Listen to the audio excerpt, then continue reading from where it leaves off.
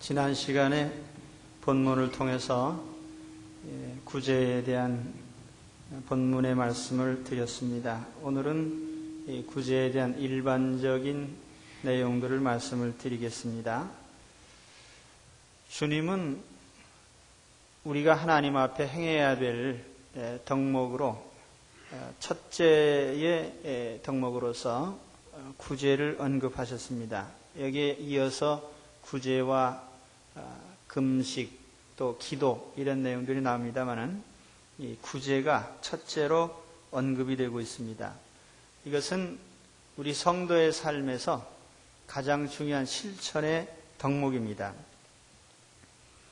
우리가 구제하는 일이 왜 중요한가? 신명기 15장 11절에 보면 땅에는 언제든지 가난한 자가 그치지 아니하겠는고로 내가 네게 명하여 이르노니 너는 반드시 네 경내 네 형제의 곤란한 자와 궁핍한 자에게 네 손을 펼지니라. 구제는 하나님의 뜻이고 첫 번째 명령입니다. 그래서 우리가 구제를 해도 되고 안 해도 되는 선택적인 것이 아니고 특정한 사람만이 하는 것이 아니고 하나님 백성이면 당연히 의무적으로 구제를 해야 됩니다. 신약에도 이 구제와 관련된 말씀들이 많이 있습니다. 예수의 친히 말씀하신 바 주는 것이 받는 것보다 복이 있다 하심을 기억하여야 할지니라. 오직 선을 행함과 서로 나눠주기를 잊지 말라. 이 같은 제사는 하나님이 기뻐하시느니라. 너희가 거저 받았으니 거저 주어라. 또 한 가지는 하나님이 우리 곁에 항상 가난한 자들을 두셨다는 점이에요.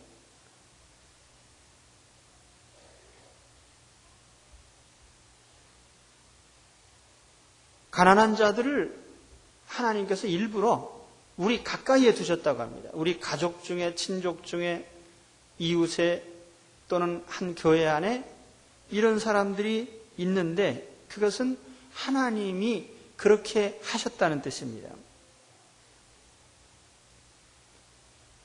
왜냐하면 우리가 가난한 자들에 대한 관심을 갖고 돕는 것을 우리 삶의 중요한 이런 선행으로 행하도록 하시기 위함입니다. 구체적으로 어떤 사람들을 도와야 될까에 대해서 구약성경은 네 부류의 사람들을 언급했습니다.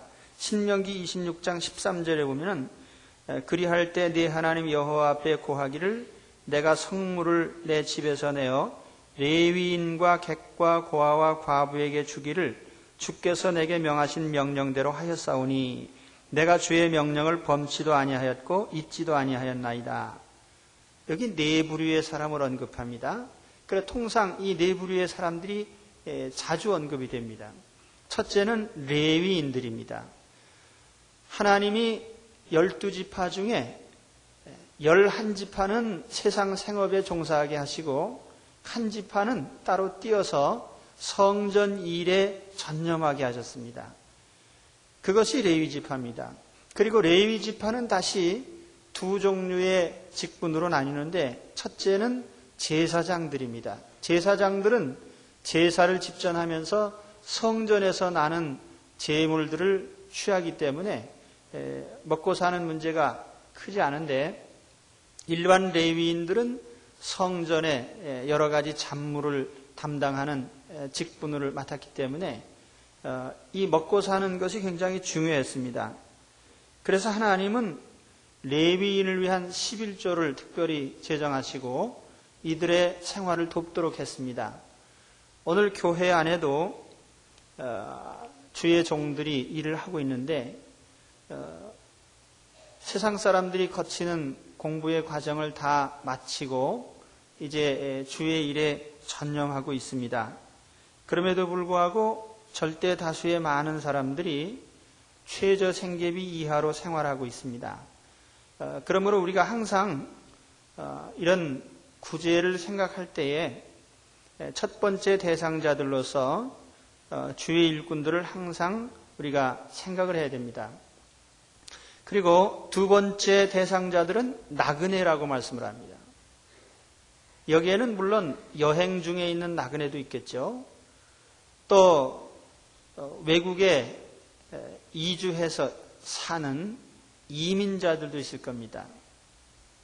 그 중에는 자유로운 사람도 있지만 타의로운 사람도 있을 거예요. 전쟁 포로로 끌려온 사람들도 있었고, 또 흉년이 들어서 부득이 이주해 간 사람들도 있습니다. 요즘 말로 한다면은 관광객들도 있지만은 이주한 영주권자들도 있고, 또 가장 많은 숫자는 일을 찾아서 이주하는 사람들입니다. 지금 우리 한국에는 대략 한 25만 명 정도의 외국인 노동자들이 와서 일을 하고 있습니다. 금년에 우리 정부가 7만 9천 명의 산업연수생들을 또 들여오기로 했는데, 이들이 종사하고 있는 분야를 보면은 대부분이 제조업과 건설업, 농축산업, 또 연근의 업과 같은 우리가 힘들어하는 일에 종사를 합니다.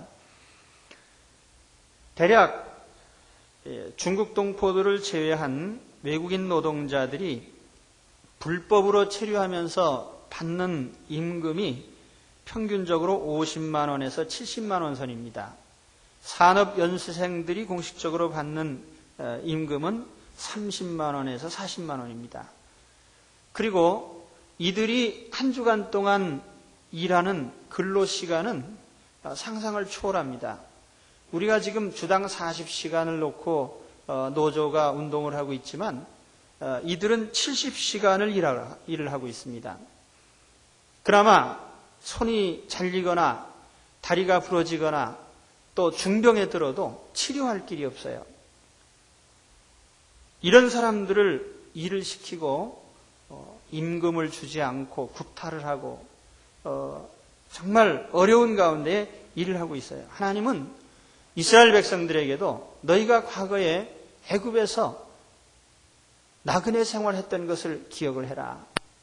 우리도 과거에 일제시대에 시베리아나 사할린 또 동남아, 일본 탄광으로 끌려가서 타향살이를 했던 경험이 있습니다. 나그네를 돌보는 것은 하나님의 명령입니다. 그리고 세 번째 대상자들은 고아들입니다. 지금 6.25 전쟁이 끝난 지가 50년이 지났는데도 불구하고 우리는 여전히 고아들을 수출하는 나라입니다. 고아들이 어디서 생겨납니까?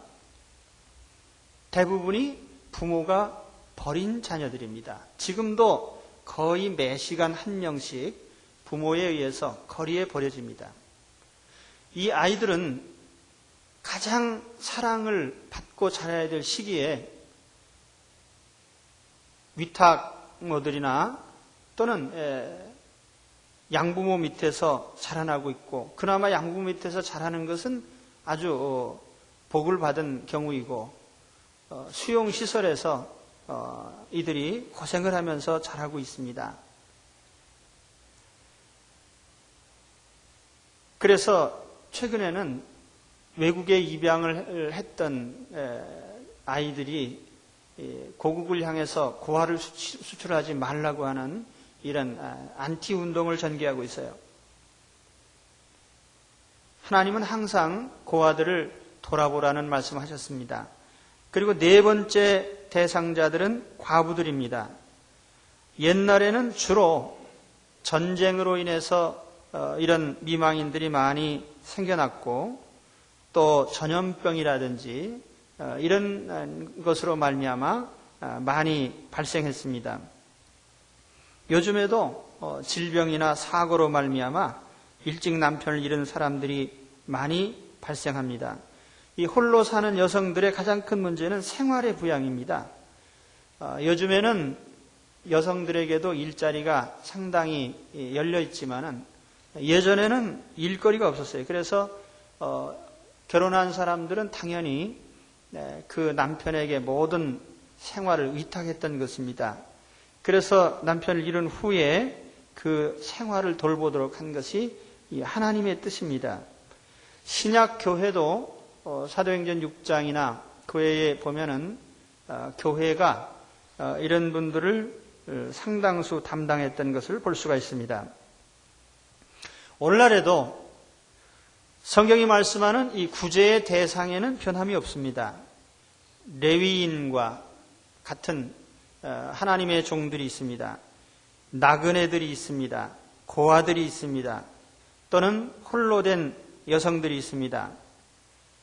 경제적으로나 사회적으로 어려운 사람들이죠. 그런데 성경에 보면 이런 사람들을 구제할 때에 우선순위가 있어요. 구약에 보면 내 동족이 비난하게 되어 빈손으로 내 곁에 있거든 너는 그를 도와 객이나 우고하는 자처럼 너와 함께 생활하게 하되. 또 갈라디아 6장 10절에 보면 그러므로 우리는 기회 있는 대로 모든 이에게 착한 일을 하되 더욱 믿음의 가정들에게 할지니라. 불신자보다 우선적으로 믿는 자 안에서, 교회 안에서 먼저 하라는 것이죠. 또 동족 가운데 먼저 하라는 것입니다. 또 누구든지 자기 친족, 특히 자기 가족을 돌아보지 아니하면 믿음을 배반한 자요 불신자보다 더 악한 자니라. 여기는 가까운 친족에 대한 책임을 지라고 말씀을 합니다. 그래서 하나님은 우리에게 이와 같이 항상 우리가 구제에 참여하는 자가 되라고 말씀을 합니다. 오늘 여러분, 우리는 다 구제에 참여하는 자들이 되어야 됩니다. 그 다음으로 말씀드릴 것은 우리가 그럼 어떻게 구제할 것인가 하는 것입니다. 우리가 좋은 일도 좋은 방법으로 해야 됩니다. 목적이 좋다고 해서 아무렇게나 해서 된다는 얘기는 아니에요. 탈무드에 보면은 구제의 여러 등급이 있는데 최악의 구제가 뭐냐면 구제하는 사람도 알려지고 구제받는 사람도 알려지고 구제하는 사람은 우쭐하고 구제받는 사람은 기분 나쁜 것이 제일 나쁜 구제라고 했습니다. 그 최선의 구제라고 하는 것은 구제하는 사람도 모르고 받는 사람도 모르고 하는 사람은 만족하고 받는 사람도 기뻐하는 이런 종류의 구제입니다. 그래서 이 구제는 방법이 좋아야 되는데 오늘 말씀에 너는 구제할 때 오른손에 하는 것을 왼손이 모르게 하여 내 구제함이 은밀하게 하라. 오늘 본문의 주제입니다. 가장 중요한 내용입니다. 오른손이 하는 것을 왼손이 모른다. 그럴 수도 있습니까? 오른손이 하는 걸 왼손이 모를 수 있습니까? 손이 마비되지 않는 한은 그럴 수는 없어요. 그런데 이것은 아주 은밀하게, 정말 은밀하게 하는 것입니다. 근데 어떻게 앞서 말씀드렸지만은 구제하는 사람도 모르고 받는 사람도 모르는 그런 은밀한 구제가 있을 수 있겠습니까? 있습니다. 성경 룻기에 보면은 룻기 2장 15절에 보아스가 보리삭을 줍는 룻을 위해서 이런 명령을 합니다. 보아스가 자기 소년들에게 명하여 가로되 그로 곡식단 사이에서 줍게 하고 책망하지 말며 또 그를 위하여 줌에서 조금씩 뽑아 버려서 그로 줍게 하고 꾸짖지 말라 하니라. 보리 추수하는 데서 룻이 이삭을 줍습니다. 그런데 이삭 주울 때에 이삭을 많이 주울 수 있도록 일부러 조금씩 흘려놓으라는 것입니다. 그리고 곡식단을 빡빡 긁어 모으지 말라고 그래서요. 그 이삭을 줍는 것을 많이 줍는다고 책망하지 말고 그냥 놔두라는 것입니다. 제가 어렸을 적에 제가 서울 올라와서 중랑교 근처에 살았는데 겨울에 많은 사람들이 김장을 할 때 야채를 재배하지 않으니까 살 수는 없고 그래서 저 교문리 망우리곡에 넘어가면 그 들판에 야채를 많이 심었어요. 그래서 거기서 해마다 가을 되면은 그 이삭 줍기를 해다가 김장을 해서 먹은 경험이 있습니다. 가난한 사람들에게 이렇게 싹싹 긁어가지 않고 남겨두는 것이 큰 자비예요.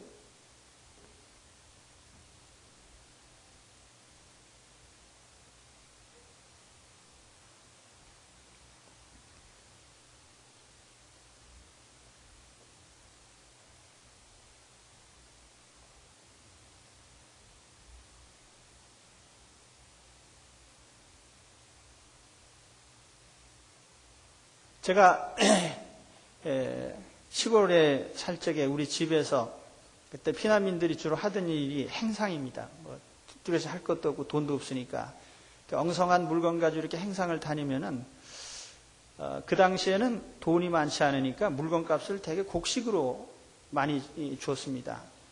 그런데 곡식을 받기 위해서 그 되를 가지고 다녀야 되거든요. 곡식을 이렇게 담기 위해서. 그런데 그 되를 살 돈도 없어갖고 그걸 대충 짰습니다. 짰는데 뭐 1리터, 2리터의 크기를 대충 짐작해가지고 그 정품을 갖다 놓고 그냥 맞춰서 그냥 짜요. 그러면 조금 크기가 크기도 하고 그렇죠. 그런데 당시 사는 사람들이 이거 왜 불량 도량형을 가지고 하느냐 이렇게 따지지 않고 풍성하게 곡식을 퍼서 줬습니다. 그래서 상당히 많은 도움을 받았죠. 성경에 보면 주라 그리하면 너에게 줄 것이니 곧 후히 되어 누르고 흔들어 넘치도록 하여 너에게 안겨주리라. 후히 되어서 누르고 흔들어서 담는 이 후한 사람들의 얘기입니다. 그런 모습으로 우리가 구제하면 하나님도 그런 모습으로 우리에게 주시겠다는 얘기예요. 우리가 일상생활에서 약자를 돌아보는 것 굉장히 중요한 일입니다. 사실 길 가다가 구걸하는 거지를 구걸하는 것은 도와주는 것은 조금 힘들어요. 저도 지나치는 경우가 더 많습니다. 왜냐하면은 저 사람이 진짜 거지인가 앵벌인가 뭐 이런 거 생각하다 그냥 지나가고 또 하다 보면은 그 남들 뭐 안 하는데 혼자 주머니 털어갖고 또 뭐 별중난 선행이나 하는 것처럼 또 느껴지고 그래서 이제 그러는데 그러나 생활 속에서 우리가 돕는 일은 쉽게 할 수가 있어요. 우리가 지나가다가 행상에게 물건을 살 때 노점상들이 있지 않습니까? 그 노점상에 물건 살 때 깎지 마세요. 후하게 줘요. 왜냐하면 생활이 어려우니까 하는 일인데 그걸 빡빡 깎아가지고 안 사도 될 것을 사시고 살 때는 후하게 사시고 그럼 그것이 다 뭡니까? 그것이 다 구제요 자선인 것입니다.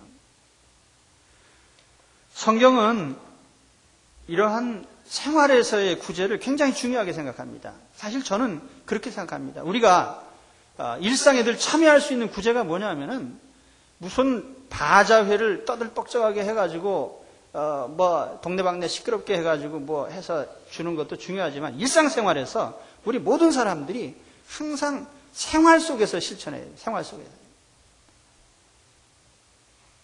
신명기 24장 14절에 보면은 곤궁하고 비난한 품꾼은 너의 형제든지 내 땅 성문 안에 우거하는 객이든지 그를 학대하지 말려며 그 품삯을 당일에 주고 해진 후까지 끌지 말아라.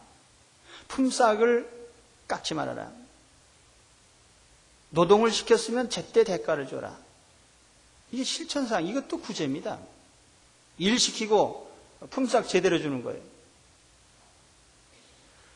또 레위기 25장 35절 말씀에 보면 내 동족이 비난하게 되어 빈손으로 내 곁에 있거든 너는 그를 도와 객이나 우고하는 자처럼 너와 함께 생활하게 하되 너는 그에게 이식을 취하지 말고 내 하나님을 경외하여 내 형제로 너와 함께 생활하게 할 것인즉 너는 그에게 이식을 위하여 돈을 꾸이지 말고 이익을 위하여 식물을 꾸이지 말라. 예나 지금이나 가진 사람들이 돈 가지고 이자 받는 것이 관행입니다. 그런데 하나님은 가난한 사람들에게 돈을 꿔줄 때 이자를 받지 말라고 합니다. 대개 돈 꾸는 사람은요, 갚을 여력이 많지 않은 사람이에요. 가난한 사람이 돈을 꾸는 것인데 거기다 비싼 이자를 붙여놓으면은 그러면 못 갚는 겁니다. 그래서 우리가 비싼 이자를 받고 돈을 꿔주지 말아라. 특히 우리 교인들 사이에서는 금전 거래를 삼가해야 됩니다. 이자를 받고 돈을 꿔주는 일을 삼가해야 돼요. 또 요즘에 보면은 교회 안에 우리 교회는 그런 일이 없습니다만은 제가 아는 우리 동료 목사님들 교회에서 보면은 다단계 판매 비슷하게 해서 돈으로 사기치는 사람도 있어요. 그래서 예를 들면 1,000만 원을 맡기면은 뭐 매월 100만 원씩 이자를 주겠다. 저는 그렇게 말하는 사람도 이상한 사람이지만 그걸 믿고 돈 맡기는 사람도 정신 나간 사람이라고 생각해요. 요즘 은행 이자가 5%도 안 되는데 1,000만 원 맡기고 100만 원씩 이자를 받을 생각을 한다면 그건 강도의 도적놈이죠. 그런 생각을 가지고 하지 말아요. 근데 아무튼 이런 것으로 말미암아 교인들이 있는 사람들은 그런 생각 안 해요. 없는 사람들이 그 없는 돈에 돈을 맡겼다가 뜯기고 이런 일들이 있거든요. 이자를 빌미로 해서. 그래서 하나님은 이자 받지 말고 꿔줘라. 그리고 못 받아도 괜찮을 정도로 해서 꿔주라는 것입니다. 이것도 구제입니다. 없는 사람에게 이식을 받지 않고 돈 꿔주는 것도 구제예요. 뿐만 아니라 신명기 24장에 보면 이런 말씀도 있습니다. 네가 밭에서 곡식을 벨 때 그 한 무수를 밭에 잊어버렸거든 다시 가서 취하지 말고 객과 고아와 과부를 위하여 버려두라. 그리하면 내 하나님 여호와께서 내 손으로 하는 범사에 복을 내리시리라. 내가 내 감람나무를 떤 후에 그 가지를 다시 살피지 말고 그 남은 것은 객과 고아와 과부를 위하여 버려두며 내가 내 포도원의 포도를 딴 후에 그 남은 것을 다시 따지 말고 객과 고아와 과부를 위하여 버려두라. 레위기 19장 9절에 보면은 너의 땅의 곡물을 벨 때에 너는 밭 모퉁이까지 다 거두지 말고 너의 떨어진 이삭도 줍지 말며 너의 포도원의 열매를 다 따지 말며 너의 포도원에 떨어진 열매도 줍지 말고 가난한 사람과 타국인을 위하여 버려두라. 나는 너의 하나님 여호와니라. 이게 하나님 말씀하시는 게 뭐냐면 우리가 밭에서 곡식을 베잖아요. 그랬을 때 밭 귀퉁이까지 싹싹 다 베지 말고요. 일부는 남겨두라는 겁니다. 일부러. 그리고 곡식단을 거둘 때에 그 추수단을 좀 남겨두라는 것입니다. 좀 흘리고 일부러.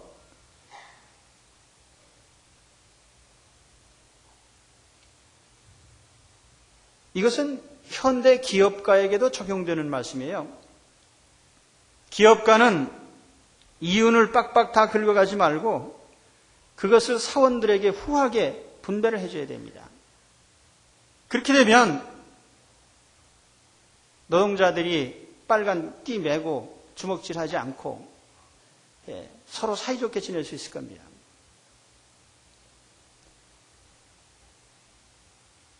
특히 하청업체나 제조업을 하는 사람들이 어려움을 많이 겪습니다.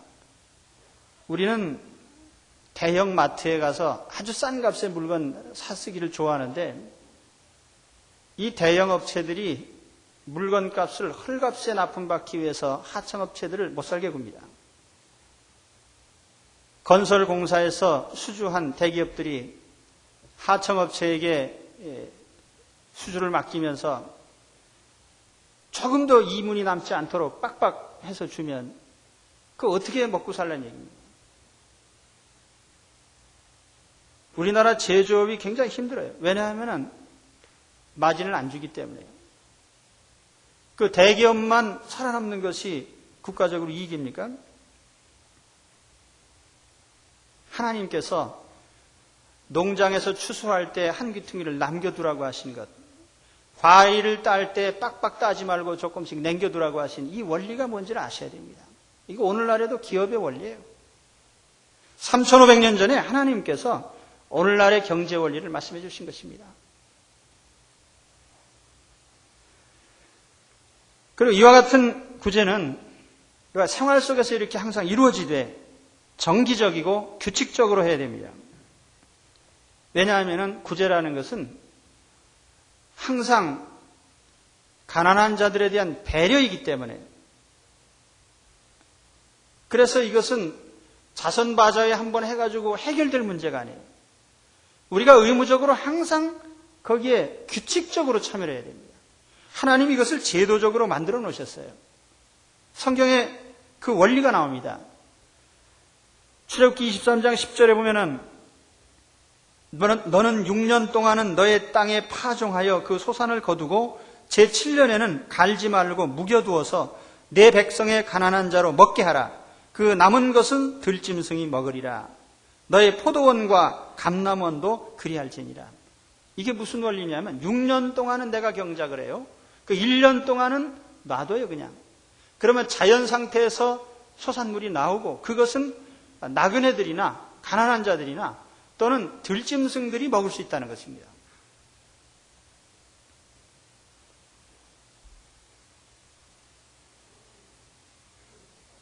뿐만 아니라 그거보다 더 하나님께서 규칙적으로 명령하신 것이 뭐냐면 신명기 14장 28절에 보면은 매 3년 끝에 그해 소산의 10분의 1을 다 내어 내 성읍에 저축하여 너희 중에 분깃이나 기업이 없는 레위인과 내 성중에 우거하는 객과 및 고아와 과부들로 와서 먹어 배부르게 하라. 그리하면 내 하나님 여호와께서 너의 손으로 하는 범사에 내게 복을 주시리라. 여기에는 3년 단위로 11조를 모두 거두어서 성읍에 저장하라는 것입니다. 여기에 말씀한 11조는요, 우리가 통상 하는 제1 11조를 말한 게 아닙니다. 제1 11조를 뗀 후에 제2의 11조를 다시 뗀 것입니다. 그래서 유대인들의 이런 계율에 의하면 어떤 해에는 내 소득의 10분의 3을 의무적으로 내야 될 때가 나옵니다. 제1의 11조를 드리고 제2의 11조는 구제의 11조예요. 그래서 이것은 따로 와가지고 성읍에 보관을 하고 거기에 있는 사람들에게 나눠주라는 것입니다. 정기적인 구제입니다. 제도적인 구제죠.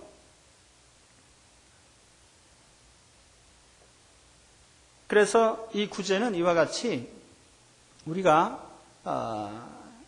은밀하게 하되 특별히 생활을 통해서 일상생활에서 이루어진다는 것, 상거래를 통해서도 이루어지고 또 우리가 기업을 경영하면서도 이루어지는 것입니다. 추수를 하면서도 이루어지는 거예요. 실제 구제의 가장 중요한 본령이 바로 이것입니다.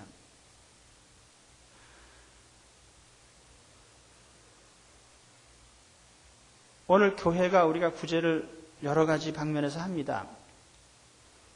그리고 이 교회적 구제는 교회 안에서 우리 성도들이 개인적으로 하는 것보다 항상 교회를 통해서 하는 것이 원칙입니다. 신약 교회도 보면은 개인적으로 하지 않았어요. 항상 사도들에게 갖다 드리고 사도들이 그것을 분별했습니다. 또 후에는 사도들의 직무가 과중해질 때 그것을 집사들에게 세워서 감당하도록 그렇게 해서 교회적으로 감당하도록 그렇게 했습니다. 오늘도 우리가 교회가 하는 일들이 여러 가지 있습니다. 저는 항상 이 교회가 일을 하면서 참 우리가 여력이 더 많아야 되겠다는 생각을 항상 합니다. 요즘 지역사회 학교를 시작한 후에 여러 날이 지났습니다. 한 번도 안 찾아오신 분들에게 상당히 제가 유감을 가지고 있습니다. 교회가 이런 일을 했을 때 우리가 한 번이라도 들여다봐야 될 거 아닙니까? 아, 좋은 일 하는구나. 돈이 필요하다. 그것이 아니라 와서 지금 어떤 아이들이 와서 여기서 공부하고 있는지, 어떻게 지금 지도하고 있는지 우리가 항상 관심을 가져야 돼요.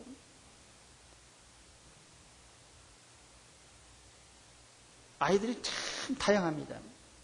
그러다 보니까 어떤 아이는 공부를 잘하고요. 어떤 아이는 수학에 관심 없어요. 수학이 밥 먹여주냐?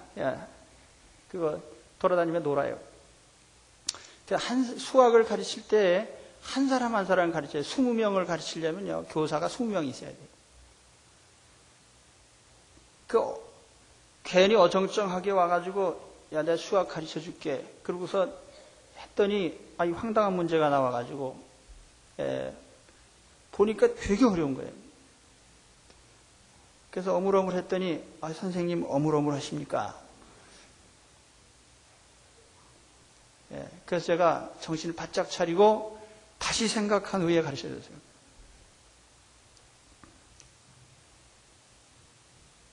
우리가 어떤 좋은 일을 한다는 것이 굉장히 힘든 일이고 지속적인 일이고 헌신이 필요한 일이에요. 지금 한 주일에 사흘씩 하고 있지만 사흘 유지하는 것도 굉장히 힘듭니다. 3시 반부터 아이들을 데려다가 또 하나하나 가르치고 거기 뭐 여러 가지 독서도 지도도 하고 과목별로 가르치고 또 간식도 주고 또 집에 생활지도 하고 집에 돌려보내주고 생활기록부터 쓰고, 그래서 이거 계속하려면 상당한 지원이 필요해요. 교인 여러분들의 헌신이 필요합니다. 우리 교회 장학사업, 3, 4분기 장학부 모임 오늘 있는데 장학생들이 모일 때마다 우리가 식사도 제공해주고 생활지도도 하고 자문도 하고 학비 주는 것이 능사가 아닙니다.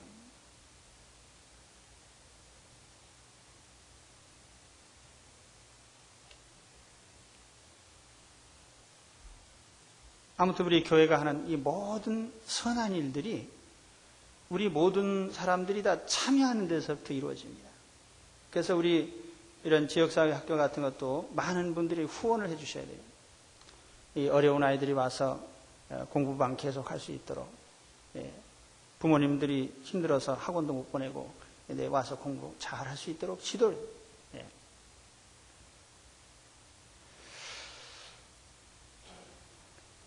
그 다음에 이제 구제와 관련된 또 중요한 부분이 이 구제의 목적이 뭐냐는 것입니다. 구제의 궁극적인 목적은 영혼을 구원하려고 하는 것입니다. 우리나라에 복음이 들어올 때 2종류의 선교사님들이 오셨어요. 목사님들이 들어오셔서 설교를 하시고 교회를 세우셨죠. 또 한편에서는 의료 선교사들이 들어와서 병을 치료해주고 학교를 세우고 또 이런 문화사역을 했습니다. 이 두 가지가 합쳐져서 우리나라는 아주 성공적인 그런 선교의 역사를 이뤘습니다. 그러나 이 문화사역이 문화사역 자체로서 끝나면 안 되죠. 또 우리가 생활을 향상시켜주는 것이 중요한 목표이기는 해도 그것으로 끝나면 안 됩니다. 그것이 영혼 구원과 직결이 되어야 됩니다. 성경은 가난의 문제를 얘기할 때 물질 가난보다도 영적 빈곤에 대해서 더 중요한 관심을 가지고 있습니다. 예수님이 오셨을 때 하신 말씀이 주의 성령이 내게 임하셨으니 이는 가난한 자에게 복음을 전하게 하시려고 내게 기름을 부으시고 나를 보내사 포로된 자에게 자유를, 눈먼 자에게 다시 보게 함을 전파하며 눌린 자를 자유케 하고 주의 은혜의 해를 전파하게 하려 하심이라. 여기에 가난한 자는 사탄에게 사로잡힌 자, 죄의 포로가 된 자, 그래서 영적으로 사로잡힌 자, 이것이 영적으로 가난한 자들이요, 정말 주님이 풀어주시려고 한 자들입니다. 우리가 영적인 구제의 대상자들에게 나눠줄 양식은 쌀이 아니고 복음입니다. 나는 하늘로서 내려온 산떡이니, 예수님은 생명의 떡이십니다. 요즘 우리 세대는 육신이 배고파서 못 살지 않습니다. 영적 빈곤이 더 큰 문제예요. 주 여호와께서 우리에게 여호와께서 가라사대 보라 날이 이를지라 내가 기근을 땅에 보내리니 양식이 없어 주림이 아니며 물이 없어 가람이 아니요 여호와의 말씀을 듣지 못한 기갈이라. 사람이 이 바다에서 저 바다까지 북에서 동까지 비틀거리며 여호와의 말씀을 구하려고 달려 왕래하되 얻지 못하리니 그날의 아름다운 처녀와 젊은 남자가 다 같이 갈아여 피곤하리라. 여기에 보면 이 영적 기갈의 대상자들이 젊은 사람들입니다. 그날의 아름다운 처녀와 젊은 남자가 다 갈아여 피곤하리라. 왜 노인들이라고 말하지 않고 젊은 처녀와 젊은 남자라고 말했습니까? 저는 요즘 젊은 세대를 향해서 상당히 큰 사명감을 느끼고 있습니다. 이 젊은 세대를 바로 인도하지 않으면 우리나라에 희망이 없습니다. 우리 세대는 가난을 겪었기 때문에 가난에 대해서 그렇게 두려워하지 않습니다.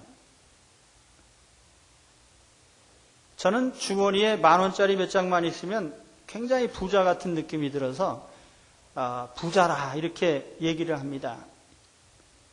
그 집사람이 저를 항상 비웃어요. 웃기고 있다. 예. 그게 무슨 부자냐. 옛날보다 부자죠. 옛날에 내가 가난하게 살았으니까. 근데 요즘 젊은 세대는 이 가난에 대한 적응력이 없습니다. 그래서 요즘 젊은 세대는 집은 없어도 살지만 차가 없으면 안 돼요. 돈이 없다는 것에 대해서 사실 견디지 못합니다. 그러나 그 이면에 더 중요한 것이 뭐냐면 그렇게 생각하는 그 사고방식과 정신적인 문제가 있다는 거예요. 오늘 우리 성경의 말씀으로 한다면은 영적인 빈곤이에요. 마음에 주님이 없습니다. 그리스도가 없고 복음이 없고 하나님 말씀이 없고 성령이 없습니다. 마음에 공간이 없어요. 그래서 세상적인 삶에 부딪힐 때 낙심하고 좌절합니다. 죄의 유혹에 노출되어 있습니다. 오늘 정말 우리에게 중요한 구제가 돈으로 구제하는 것이기도 하지만은 그보다 더 중요한 것은 영적인 구제라고 하는 것을 기억하시기 바랍니다. 영혼을 목표로 한 구제가 되어야 됩니다.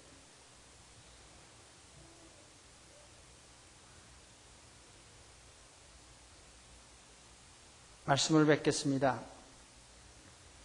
오늘 이 구제에 대한 말씀을 드렸는데 구제는 매우 중요한 우리 성도의 사역입니다.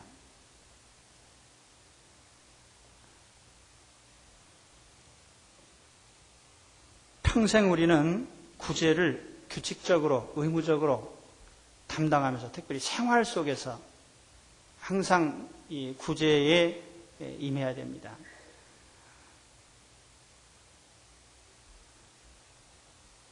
오늘 우리 곁에 어떤 사람들이 있는지 관심을 가지고요.